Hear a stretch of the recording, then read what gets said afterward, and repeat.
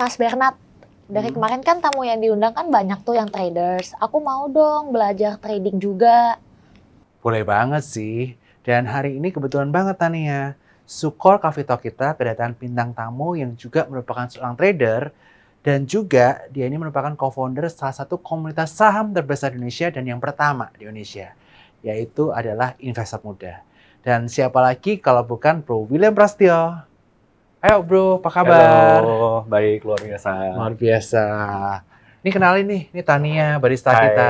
Halo, Nia. William. Oke, sebelum itu kalian pesen dulu dong kopinya. Aku ada cuan presso sama arabin. Kalian mau pesan yang mana nih? Kalau aku John Peso deh. Oke, kalau kau William. Aku cuan preso juga deh. Oke, silakan duduk ya. Aku siapin kopinya dulu. Oke, Oke. thank you.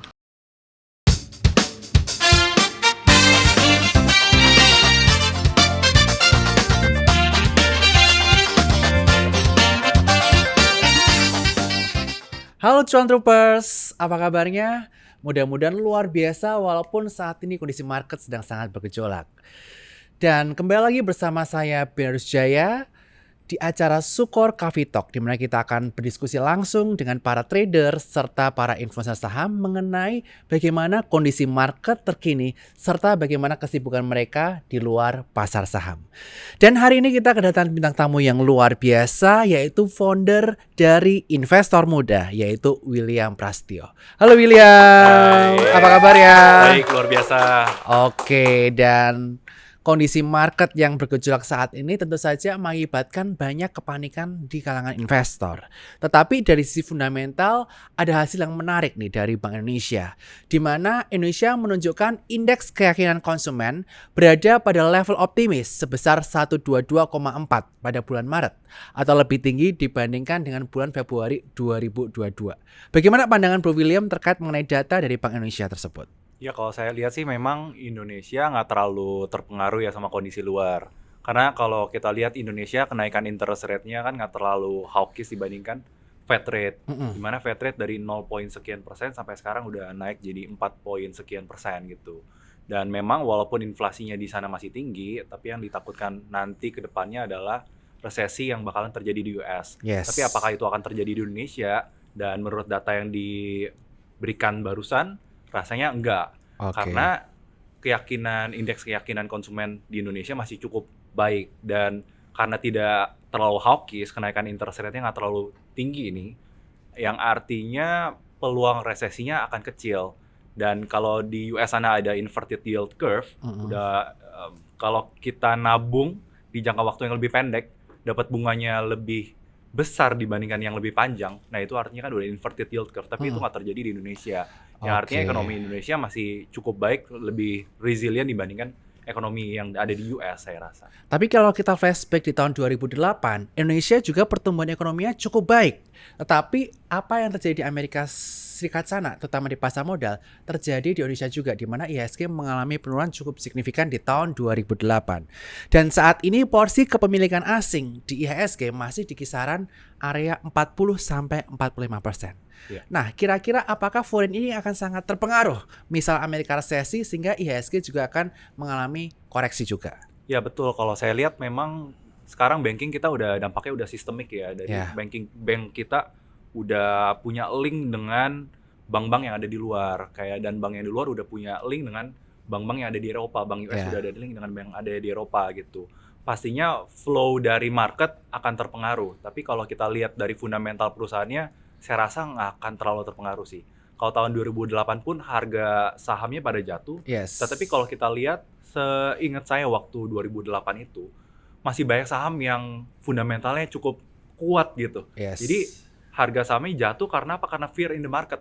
Tapi Oke. bukan karena alasan fundamental yang betul-betul mengerikan gitu. Yes. Dan cuma karena takut nanti bakalan terjadi resesi yang sampai ke sini. Takut nanti resesinya bakalan parah juga kayak di sana. Ya. Gitu. Mungkin kita kerasanya kayak di Javu ya. Ya. Kayak waktu COVID gitu misalkan ya. COVID di Indonesia nggak bakalan terjadi lah. Orang di Indonesia tropis gitu kan. Mana mungkin bisa terjadi di Indonesia. Well, itu terjadi juga. Tapi itu adalah case-nya COVID. Tapi menurut saya sekarang kalau banking system memang terkoneksi, tapi Indonesia agak cukup berbeda penanganannya ya. Kalau di sana penanganannya kenaikan suku bunganya sangat tinggi, di sini ya dogfish aja lah. Oke, jadi kita melihat bahwa di tahun 2022 ini pasar modal ada potensi juga ikut terseret ke bawah ya. Bisa jadi. Walaupun secara fundamental tetap strong. Yap. Malah ini akan menjadi opportunity buat para investor dan trader untuk memanfaatkan momen saat ini. Nah, kira-kira kalau Bro William menangkap berbagai ketakutan pasar yang mengakibatkan market mengalami penurunan cukup signifikan. Bagaimana peluang investor dan trader di kondisi market seperti ini? Haruskah kita mulai cicil bertahap ataukah kita menunggu poin tertentu untuk kita masuk ke pasar atau sebaiknya kita diversifikasi ke instrumen lain seperti misalnya reksadana ataupun ke instrumen obligasi? Nah, itu balik lagi ke profile kita masing-masing ya. Jika size kita emang udah besar sekali, pastinya mereka bakal milih buat pilih obligasi. Ya. Karena apalagi obligasi US ya, kalau mereka punya USD besar, pasti ngapain investasi di Indonesia? Mendingan beli obligasi di US aja kan. Mungkin rate-nya kalau nggak salah depositonya yuk bisa 5%. Kalau obligasi yang lebih, harusnya tenornya lebih panjang, return-nya lebih besar gitu. Nah, balik ke profile masing-masing investor, tetapi yang pastinya kita mesti membedakan antara investor dengan trader ya. Yeah. Bagi investor, waktu kondisi market lagi jatuh seperti sekarang dan padahal fundamentalnya lagi udah cukup baik, adalah saatnya buat cicil kan. Yes. Gitu. Karena mereka investor, mereka nggak peduli dengan volatilitas market. Waktu marketnya turun justru bagus menurut mereka. Harga saham di pasar itu lagi turun gitu. Sedangkan kalau buat trader, ya mereka yang mungkin size-nya masih belum sebesar investor ya. Mereka harus lihat flow juga di market. Dimana sekarang flow-nya kan lagi cukup tipis ya. Kalau kita lihat transaksi, average daily transaction aja udah di bawah 10 ya biasanya ya. Ya rata-rata yang kemarin ya, baru hari ini aja sekitaran 19 triliun ya. Gitu. Padahal rata-ratanya tahun kemarin adalah 14 triliun. Yang artinya nilai transaksinya turun. Dan kalau misalkan ada guncangan, bakalan lebih cepat guncang gitu. So, profilnya beda. Kalau bagi investor dan trader, waktu sahamnya turun, sebagai investor beli. Kalau trader harus siap buat exit dulu gitu. Karena mungkin volatilitasnya akan sangat tinggi. Oke, jadi kalau untuk investor jangan lupa mulai beli cicil di area-area support kuatnya ya untuk IHSG ataupun saham tertentu. Tapi untuk trader paling penting adalah kita strict terhadap trading plan kita sehingga tentu saja setiap ada area-area stop loss kita harus batasi risiko. Nanti kita re-entry lagi ketika momennya sudah mulai ada reversal pattern ya. Oke. Nah, sekarang aku ngeliat nih kalau Bro William ini mulai aktif di TikTok. Dan di konten TikTok kamu ini adalah kaitannya mengenai short squeeze-nya emas atau short squeeze gold. Nah, bagaimana pandangan William kaitannya mengenai emas yang menurut pandangan Bro William ini akan lebih berharga daripada uang cash ke depannya dan mengapa? Ya, waktu itu kan saya ikut acaranya Sukor ya, yang dibawain sama Pak Mike ya. Dan di situ diutarakan juga bahwa jika kenaikan suku bunga sangat terlampau tinggi, suatu saat nanti the Fed bakalan terjadi seperti sekarang. Balance sheet beberapa perbankan bakalan anjlok dan suatu saat nanti bakalan ada mereka harus cut rate. Waktu saatnya cut rate artinya penggelontoran uang bakalan lebih besar lagi gitu. Mereka bakalan QE walaupun sekarang udah QE infinity. Tapi semakin besar supply-nya, money supply-nya, pasti nilai uang dari USD itu bakalan semakin anjlok. So, apa yang menjadi hedging dan menjadi safe haven adalah emas gitu. Dan setiap kali kita lihat resesi dan waktu Pak Mike bilang seperti itu, saya juga ngecek gitu. Saya tipe orang yang tiap kali cross check gitu.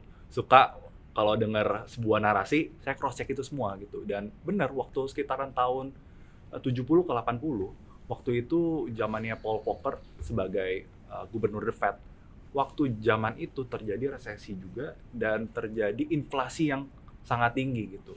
Tapi perbedaannya adalah waktu zaman itu interest rate-nya masih cukup government debt-nya masih cukup lebih kecil dibandingkan tahun ini gitu.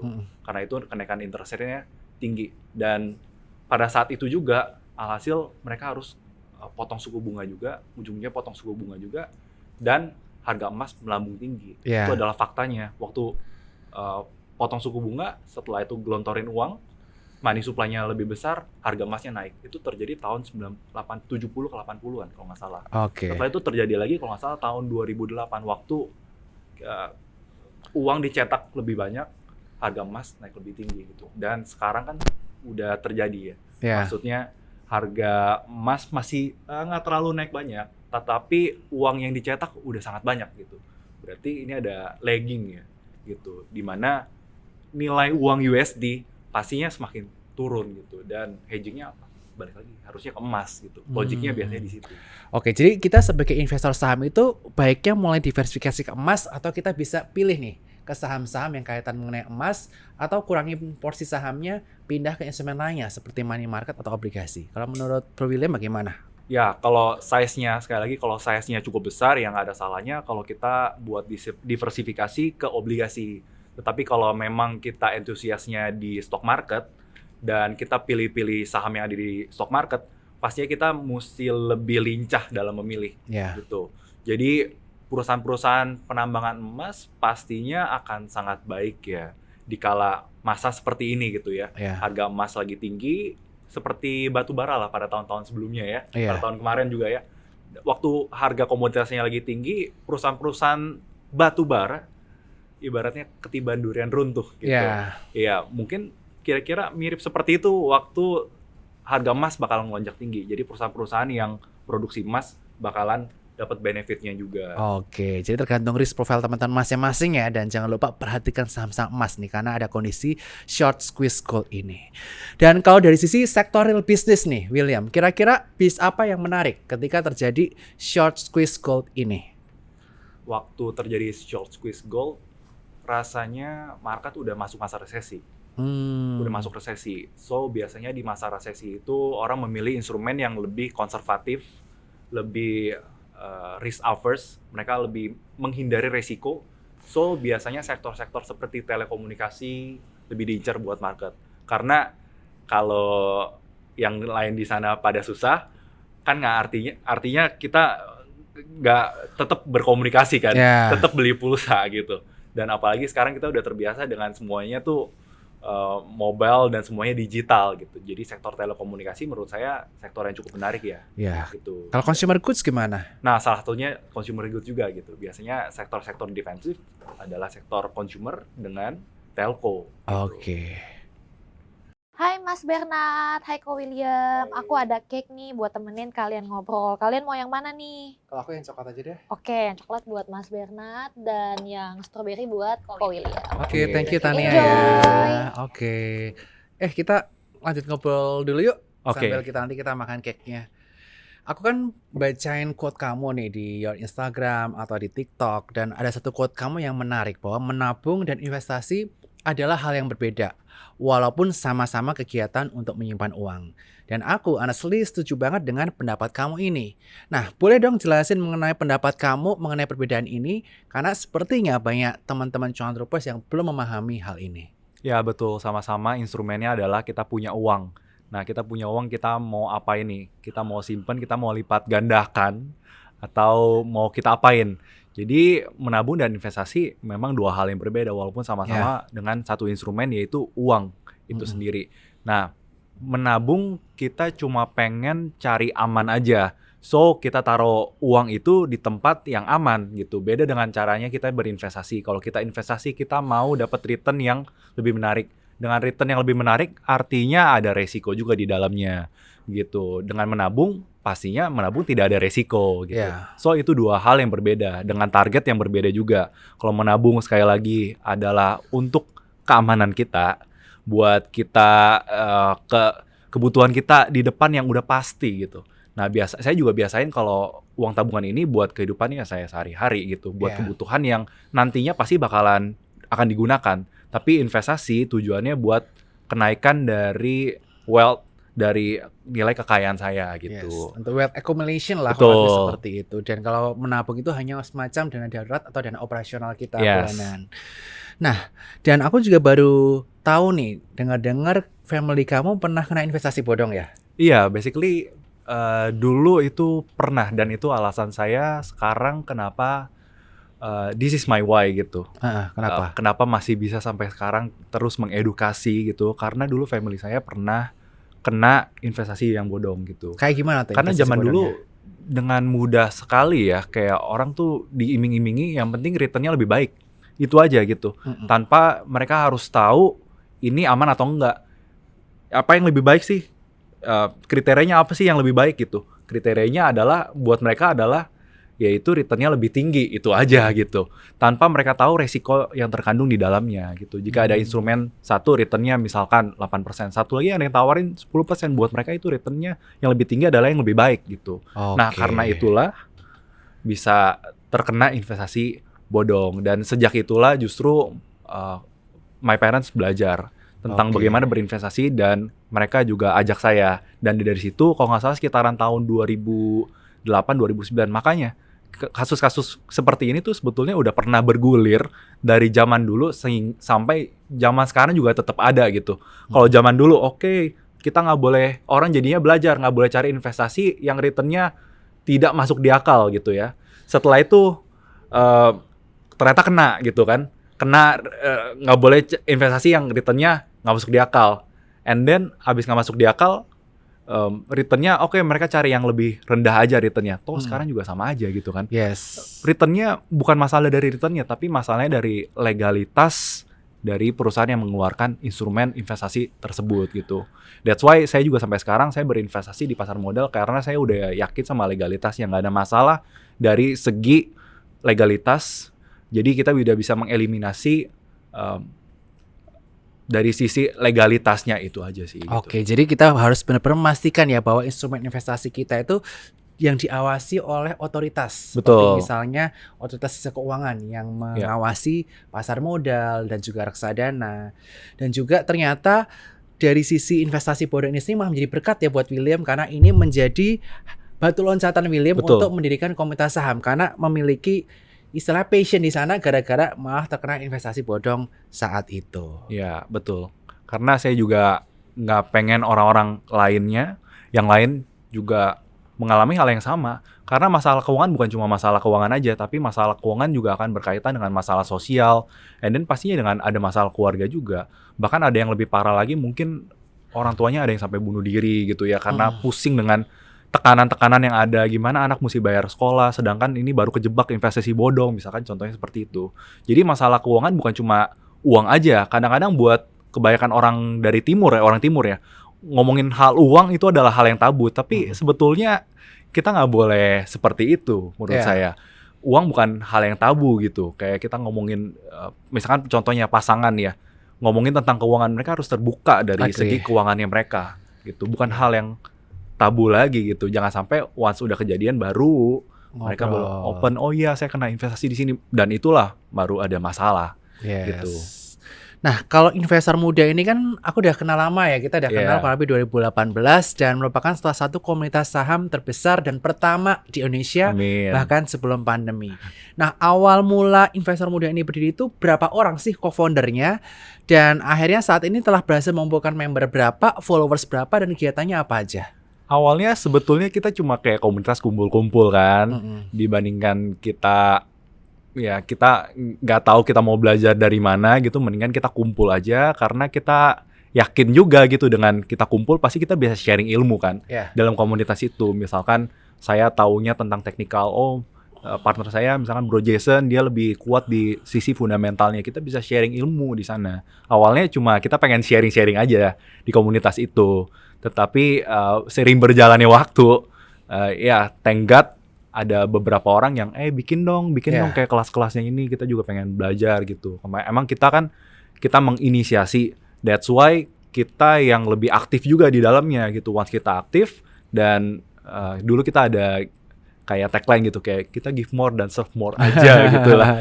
Pokoknya kita giving aja, apa yang ada pada kita giving aja gitu ke masyarakat, ke orang-orang yang di sekitar kita. Nanti juga ibaratnya semesta akan mendukung gitu apa yang jadi keinginan kita gitu, dan apa yang menjadi kekhawatiran kita. Contohnya waktu itu saya mungkin keluarga kena investasi bodong, dengan jalan seperti ini kita bisa share ilmu, pastinya nanti lebih meminimalisir orang-orang yang terkena investasi bodong. Gitu. Nah, tentu saja investor muda dan berbagai komunitas lainnya itu nggak luput dengan komentar dari netizen, atau yang kita kenal dengan nama social justice warrior. Nah, kepikiran nggak sih kamu untuk bikin kelas dan mengundang teman-teman atau netizen yang suka menjadi haters dari investor muda itu sendiri untuk belajar bareng mengenai pasar modal? Yes, why not ya?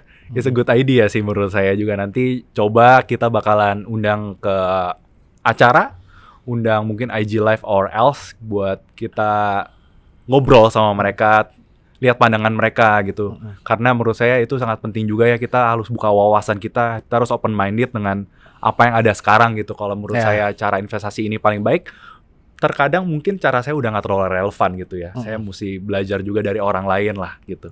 Kalau so far ada nggak hatersnya atau banyak nggak haters dari investor muda?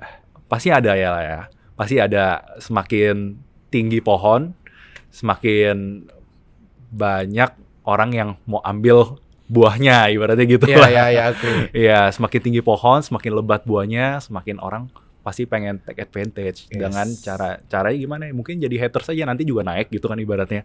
Gitu. Pasti ada aja gitu. Tapi ya kita nggak berfokus sama haters itu sih ya gitu. Kita fokus aja sama tujuan dan kenapa kita bangun komunitas ini gitu. Karena memang cara investasi itu sebuah perdebatan ya. Menurut saya caranya seperti ini harus exit dulu. Ada juga menurut orang ngapain exit, kalau kita beli company bagus ya kita beli aja, buy and hold aja, that's it gitu. Kenapa harus dijadiin exit, kenapa harus dijadiin trading gitu, trading nggak penting gitu. Tapi menurut beberapa orang trading itu penting gitu. Jadi memang market itu sangat dinamis menurut saya. Jadi kita harus tetap open minded dan terus belajar sih. Oke, yang penting fokus dengan purpose dan terus memberikan kebaikan kepada banyak orang ya terkait mengenai edukasi di pasar modal. Nah, Mas Bernard, Ko William, kita main games yuk. Jadi akan ada 2 kru Sukoh Coffee Talk yang akan ikutan games ini ya. Akan ada Visel untuk timnya Mas Bernard dan akan ada Abigail untuk timnya Ko William. Kita bisa. Jadi kita akan main games tebak gerak bibir. Aku akan jelasin rules gamesnya dulu ya. Jadi nanti salah satu dari tim akan menggunakan headphone dan harus menebak kalimat yang disebutkan oleh partner timnya. Yang kedua, peserta diberikan waktu 10 detik untuk menebak kalimat yang disebutkan. Yang ketiga, peserta yang kalah harus share story mengaku kalah dari lawannya dengan mention Instagram lawan dan @sukohsekuritas sertakan hashtag #SukohCoffeeTalk. Contohnya, saya mengaku kalah dari @bernardwijaya17 @sukohsekuritas dengan hashtag #SukohCoffeeTalk. Oke, kita mulai ya. Tim Visel dan Mas Bernard yang akan mulai duluan. Yeay. Harus menang ya. Harus. Oke, kita mulai ya. 10, 9, Beli. 8, Beli. 7, Beli. 6, 5, Beli. Beli. Beli. 2, Saham. Beli saham. 1, Garam. 0. Beli saham ayam. Waktu habis. Oke, yang benar adalah beli saham garam di Mataram. Beli saham di Mataram. Beli saham garam di Di Mataram. Gila. Oke, next ya. Oke. Aku akan mulai yang kedua. Cita. 10. Citaku. Cinta. Cita. 8, Cita. 7, Cita-citaku. 6, Cita-citaku Jadi 5, jadi trader. Trader profesional. profesional. 1. Cita-citaku jadi trader profesional. Oke, 1, 0. Belum ya. Oke, yang ketiga. Oh, 10, biar nggak los. 9, Biar 8, biar 7, biar nggak los. Enam. Los. 5, Biar 4 4, biar 3, biar pingkan 2, 1. Oke, waktunya habis. Waktunya habis. biar nggak iya Biar iya kan biar nggak los, kamu harus cut loss. Biar nggak los, kamu harus cut loss. susah kan. Oke, Nggak apa-apa, 1. udah. Jadi tukar tempat ya kalian. Sekarang 3 doang. akan cuma 3 doang.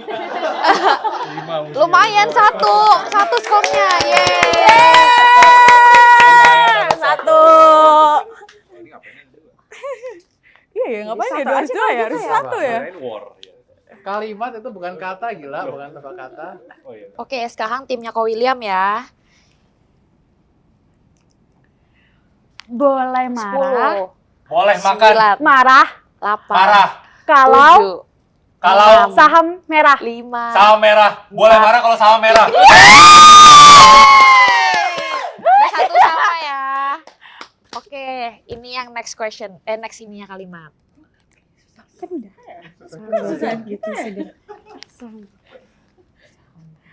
Saham beggar. 10, Saham 9, Saham 8, beggar. 7, Beggar. beggar. Bikin 5, bikin segar. Bikin Segar. 3, Segar. Bikin segar. 1. Segar. Terot, habis waktunya. Segar. Nggak denger apa. Oke. Yang benar adalah saham beggar bikin segar. Kok kata-kata Iya. dari aku mataran tadi panjang banget. Oke. Oke, masih satu sama ya. Oke. IHSG. 10, IHSG. 8, H. 7, SG. To the moon. 5. To the moon.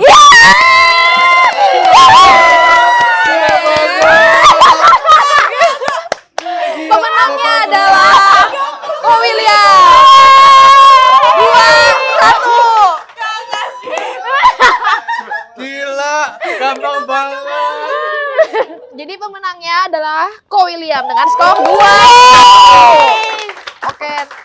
Jadi ntar Mas Bernard harus ngepost yang tadi aku bilang ya. Yeay.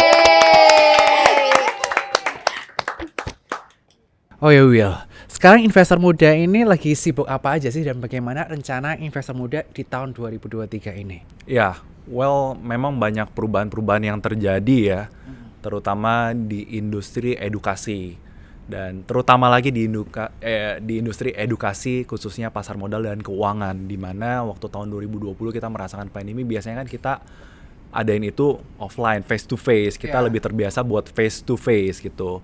Nah sekarang waktu semuanya digital, ya kita jujurly kita lebih nyaman kalau adanya itu face to face ya, gitu. Ya walaupun bisa juga diadain secara digital gitu, tapi buat saya agak sedikit sense-nya agak sedikit kurang. Tapi well kita harus tetap ikutin perkembangan zaman dan hopefully ya doain aja kita lagi cooking something new. Nanti kalau kita rilis, kita launching ya mohon didoakan yang terbaik. Jangan lupa bareng sama Sukor kalau rilis ya. Amin, pasti. Nah, kalau kaitannya mengenai Bro William secara personal nih, kan sebelumnya udah membangun investor muda bersama teman-teman nih, bareng Jason, bareng Romario, Bang Robert. Tapi sekarang secara personal Bro William ini juga aktif di TikTok untuk memberikan edukasi. Nah, kedepannya ini Bro William ini akan fokus menjadi content creator kah, atau menjadi expertise trader kah, atau ada kegiatan atau bisnis lainnya nih Bro William? Ya, we'll never know bakalan kayak gimana ya ke depannya ya. Tapi saya juga punya visi, saya juga punya keinginan. Pastinya bakalan terus mengedukasi di pasar modal, terlebih di instrumen dan di platform-platform lainnya gitu ya, yang ada di Indonesia. Dan untuk kedepannya saya juga sekarang lagi mempelajari CFD, trading forex dan lain sebagainya, karena ada beberapa keunggulan-keunggulan lainnya yang insidental aja sih. Mostly saya lebih fokusnya di pasar modal, tetapi terkadang waktu marketnya lagi jatuh kita nggak bisa memanfaatkan keuntungan kan waktu marketnya lagi jatuh gitu. Padahal mungkin menurut kita harganya udah nggak terlalu masuk di akal nih, harga udah terlalu tinggi, kita mesti ngapain? Ya kalau di Indonesia ya mungkin kita cuma bisanya wait and see aja gitu, kita cash position gitu, kita taruh uang kita di obligasi atau di reksadana pasar uang gitu. Nah sekarang saya lagi sedang mempelajari untuk lebih mix out dan lebih go global gitu, investasinya bisa ke saham di luar, setelah itu in the futures, pengen trading di futures juga gitu. Dan di forex market menurut saya salah satu yang cukup menyenangkan ya. Ya, oke, good. Nah nih, aku juga mau nanya kaitan mengenai pesan kamu kepada para cuan troopers. Karena saat ini banyak berita-berita miring di pasar modal semenjak kasus bangkrutnya SVB atau Silicon Valley Bank. Nah, sebagai seorang edukator saham, pesan apa yang ingin kamu sampaikan kepada para cuan trooper dalam menyikapi kabar ekonomi yang suka menakut-nakuti saat ini? Sebetulnya di setiap masa dan di setiap kesempatan, setiap tahun pasti ada fear in the market. Setiap tahun. setiap tahun, contohnya tahun 2015 ada tapering, setelah itu 2016 ada juga kalau nggak salah Indonesia lagi butuh cash besar, setelah itu akhirnya ada solusi gitu. Dan menurut saya fear in the market bakalan selalu ada dan selalu stay di market gitu. Apakah market bakal clear? Saya rasa nggak akan pernah clear ke depannya. Kita tidak akan pernah melihat kalau market itu benar-benar clear. Tapi apakah artinya kita tidak berinvestasi? Jelas tidak sama sekali gitu. Karena kita tahu dengan tidak berinvestasi aja itu adalah hal yang udah salah, karena uang kita bakalan kemakan inflasi. Dan it's real, kemakan inflasi. Kalau kita lihat harga di sekeliling kita aja, nggak usah terlalu jauh, pasti kita ngerasa, oh kok harganya sekarang udah makin naik ya. Nah itulah tujuan investasi sebetulnya gitu. Bukan tujuan utama, saya selalu mengedukasi di awal-awal, kalau tujuan kamu pertama kali buat investasi bukan buat kamu kaya sebetulnya. At least kamu bisa hedging dari kekayaan kamu. Udah itu. Dan apakah kita harus nggak berinvestasi? Jelas enggak gitu. Fear in the market bakalan selalu ada. Kita harus terus berinvestasi. Dan apa yang harus kita investasikan? Nggak semuanya bagus, nggak semuanya baik ya gitu. So ya kita harus pilih-pilih investasi mana yang lagi diuntungkan gitu. Karena seperti dua sisi mata uang, ada yang diuntungkan, ada yang dirugikan. Setiap masa pasti ada yang menonjol, pasti ada yang jatuh, dan is the beauty of investment menurut saya. Terlebih di pasar modal. Waktu lagi trendingnya ke sini, ya kita ikut trend market. Trend marketnya, let's say, lagi di komoditi, kita ikut trend market di komoditi gitu. Dan kita kurangin posisi di trend yang lagi nggak cukup baik gitu. Seperti itu aja sih.